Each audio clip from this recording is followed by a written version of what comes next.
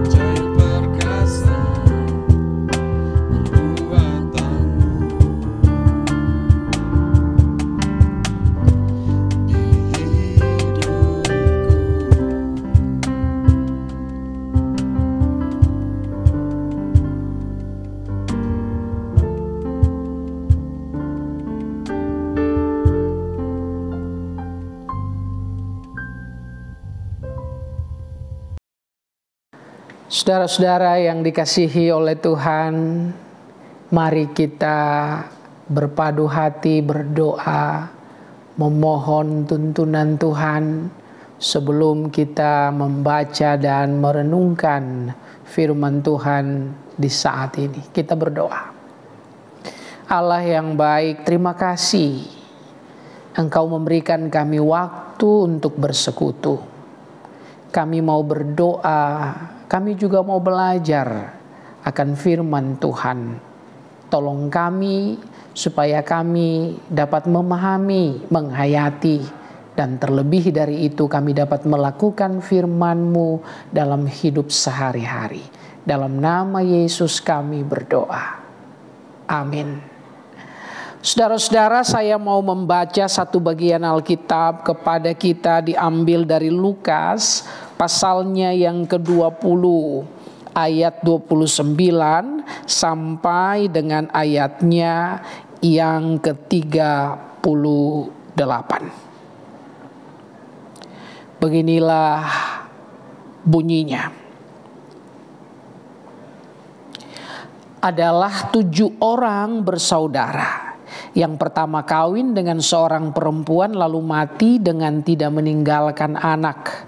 Lalu perempuan itu dikawini oleh yang kedua dan oleh yang ketiga, dan demikianlah berturut-turut oleh ke-7 saudara itu.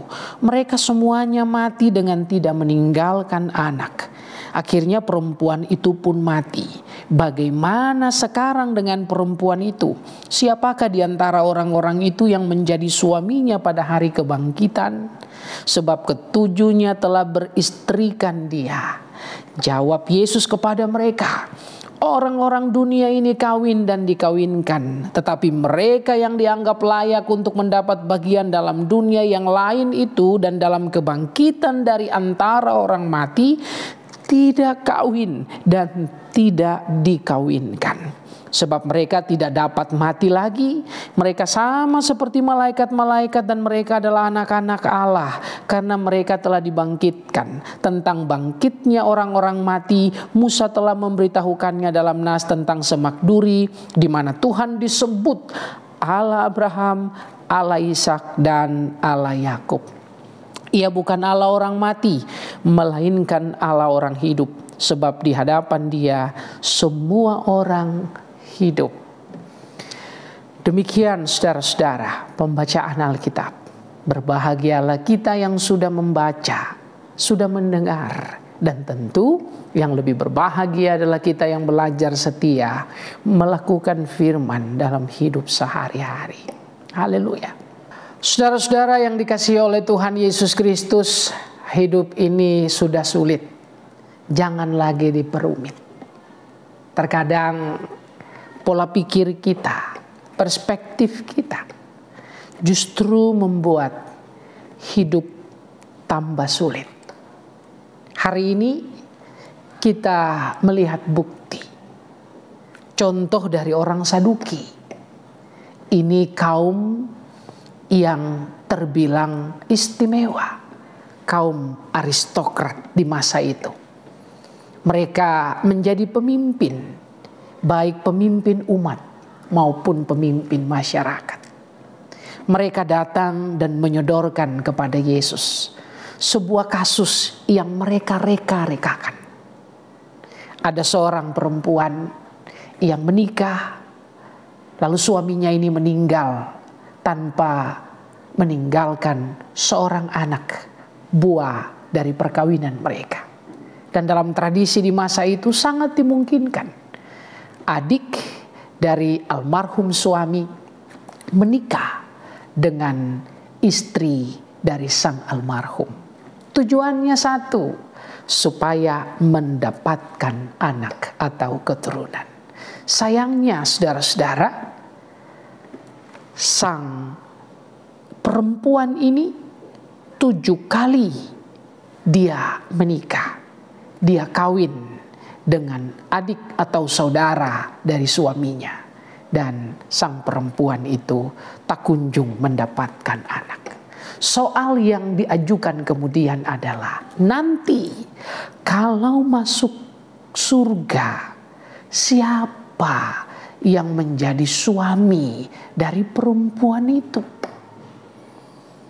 Nah, ini persoalan yang dimunculkan oleh orang-orang Saduki kepada Yesus.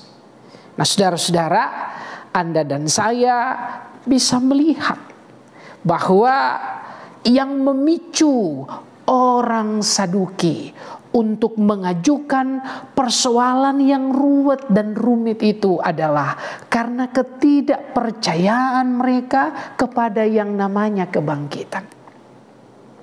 Yesus lalu menjawab mereka bahwa persoalan kebangkitan, persoalan bagaimana hidup dalam suatu kondisi yang baru yang disebut surga itu tidak berkaitan dengan soal kawin mengawin. Yesus di sini menegaskan kepada mereka bahwa yang dikatakan sebagai kebangkitan itu harus dipahami sebagai sebuah transformasi spiritual. Dan saudara-saudara, transformasi spiritual itu tidak hanya terjadi nanti. Transformasi spiritual itu juga terjadi di masa kini. Transformasi spiritual itu terkait dengan bagaimana Anda dan saya, bagaimana kita bertumbuh dalam kehidupan di masa kini ketika kita menghadapi persoalan, ketika hidup kita berhadapan dengan tantangan. Cara kita menyikapi masalah itu harus membuahkan sebuah perubahan dalam hidup. Masalah yang dialami itu membuat kita semakin matang. Masalah yang dihadapi itu membuat kita semakin dewasa. Dan karena itu, justru transformasi spiritual itu mendorong kita untuk sungguh-sungguh menghadapi dunia masa kini. Bukan melompat untuk berspekulasi mengenai dunia yang akan datang, apalagi bertanya siapa sesungguhnya yang akan menjadi suami dari sang perempuan itu. Ketika Yesus mengatakan ini, saudara-saudara, Yesus juga sedang mengajak orang Saduki untuk sungguh-sungguh berempati. Tanda bahwa kita mengalami transformasi spiritual dalam kehidupan, ketika kita bertumbuh semakin matang, hal itu diperlihatkan dengan kemampuan kita berempati. Kita lihat dalam kasus tadi, ketika orang Saduki mengajukan kasus ini, mereka sesungguhnya sedang menghukum perempuan tadi. Karena di masa itu soal tidak punya anak itu ditimpakan sebagai kesalahan sang perempuan. Mungkin karena sang perempuan itu berdosa, mungkin karena sang perempuan itu mandul sehingga dia tidak bisa membangkitkan keturunan. Jadi soal yang diangkat oleh orang-orang Saduki ini sekaligus menggambarkan betapa tipisnya daya empati yang dimiliki kepada sang perempuan itu. Nah, saudara-saudara yang dikasihi oleh Tuhan, lewat cerita ini Anda dan saya bisa melihat bahwa karena ketidakpercayaan orang Saduki akan kebangkitan, mereka rekakan masalah. Mereka membuat hidup jadi tambah sulit. Jadi penting bagi Anda dan saya untuk memiliki perspektif yang benar, perspektif yang tepat. Kalau kita punya perspektif yang benar, perspektif yang tepat, seyogianya hal itu akan membuat masalah yang besar diperkecil. Masalah yang kecil bisa selesai. Karena bukankah itu harapan kita? Masalah ada untuk diatasi, bukan untuk dibesar-besarkan. Yang kedua, saudara-saudara, lewat soal yang diangkat oleh orang Saduki dan dibahas oleh Yesus dalam Injil ini. Supaya kita punya perspektif yang tepat, punya perspektif yang benar. Maka kita juga harus terus-menerus menyediakan diri supaya ditransformasi, supaya diperbaharui. Pembaharuan itu, saudara-saudara, harus dimulai dari pembaharuan spiritual. Pembaharuan spiritual itu terkait dengan bagaimana relasi kita dengan Tuhan. Dan itu didasarkan oleh yang namanya kepercayaan, oleh iman, oleh faith. Iman itu kemudian terus-menerus mendorong kita dalam perjalanan di dunia sekarang ini untuk terus mengupayakan dan melakukan transformasi, perubahan spiritual, kemudian berakibat pada perubahan mindset, perubahan pemikiran.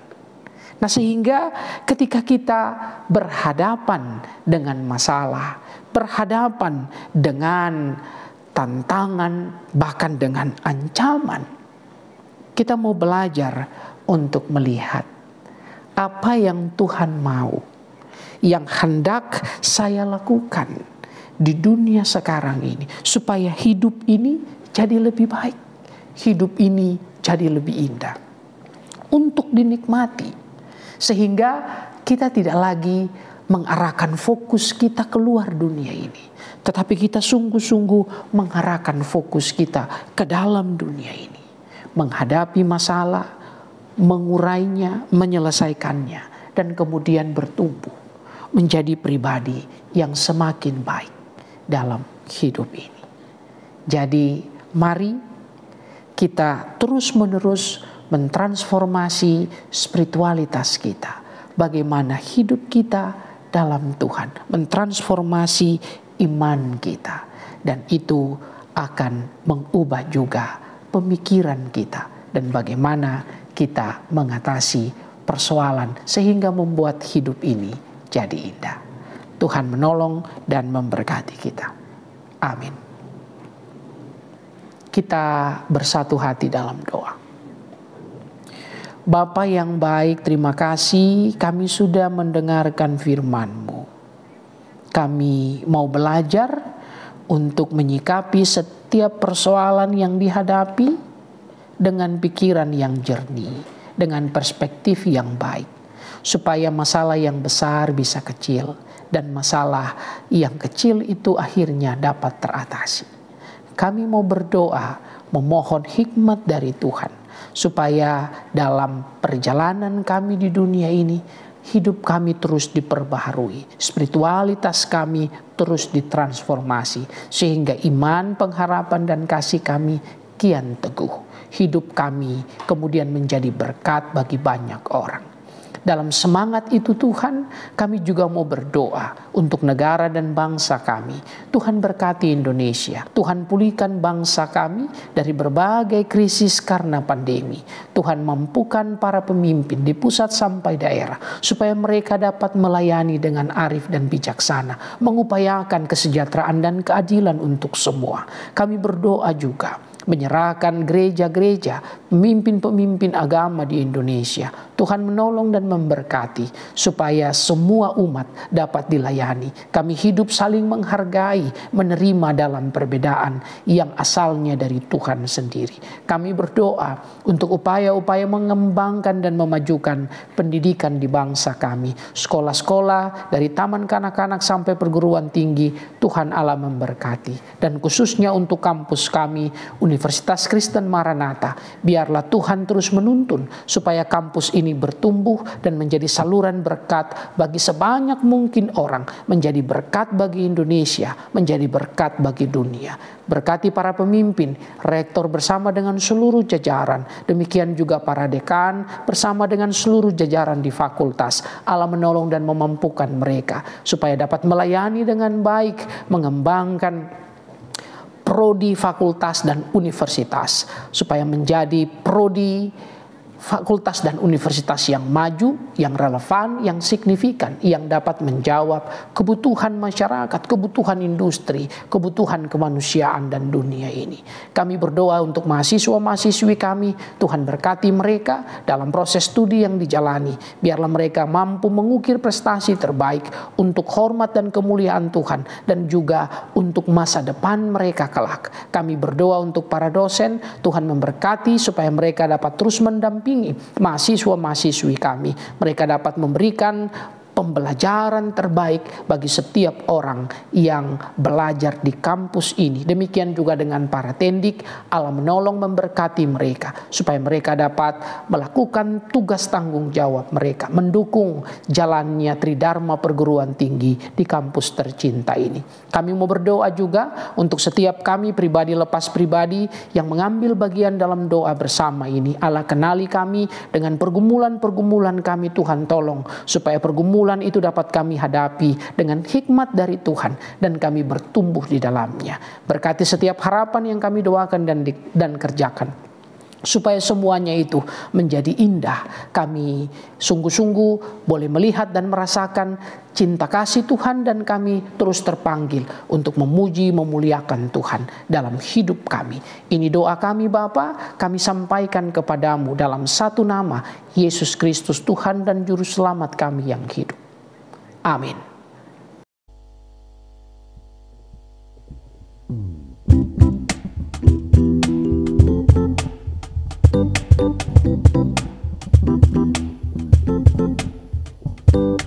Kasih Allah tak berkesudahan, selalu baru setiap pagi.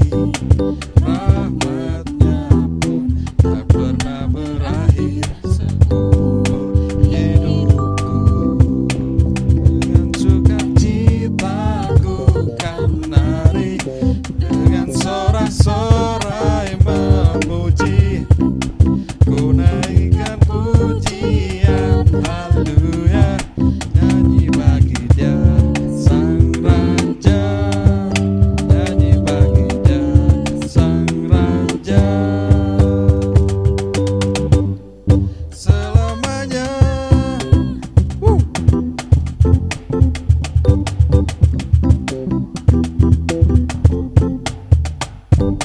kasih Allah tak berkesudahan, selalu baru setiap pagi. Rahmat-Nya pun tak pernah berakhir seumur hidupku. Dengan sukacitaku kan menari, dengan sorak-sorai memuji. Ku naikkan pujian, haleluya, nyanyi bagi Dia Sang Raja, nyanyi bagi Dia Sang Raja. Selamanya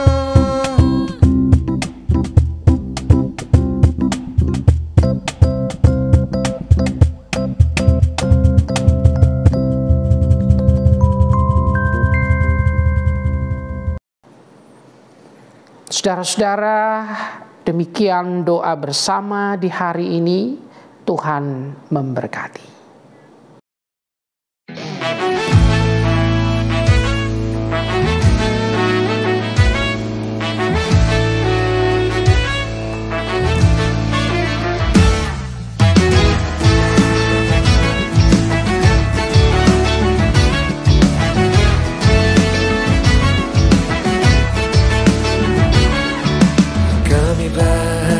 Ketika dikatakan mari pergi ke rumah Tuhan, kami berdiri di sini satu irama memuji Engkau.